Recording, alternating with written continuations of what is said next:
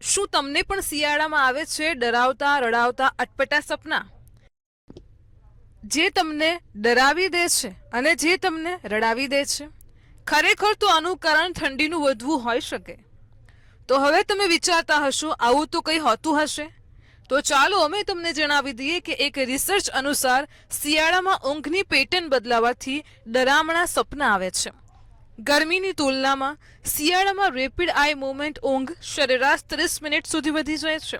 આ આરએમ ઊંઘની એ અવસ્થા છે જેમાં આંખો બંધ હોવા છતાં ઝડપથી હલતી હોય છે અને જેથી તેની અસર મગજ પર પડે છે અને તણાવને પણ વધારે છે. આથી મગજની સપના બનાવવાની ક્ષમતા વધી જાય છે.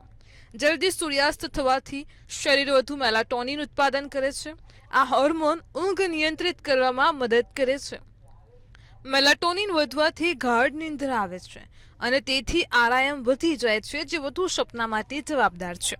ખરાબ સપનાથી બચવા માટે ડિનરમાં હળવું ભોજન લો, દારૂનું સેવન ન કરો, ઠંડી મસાલેદાર વસ્તુઓ પણ ન ખાઓ, સૂતા પહેલા ધ્યાન કરો. આ સાથે જ સમયસર ઊંઘવું અને સમયસર જાગવું જોઈએ.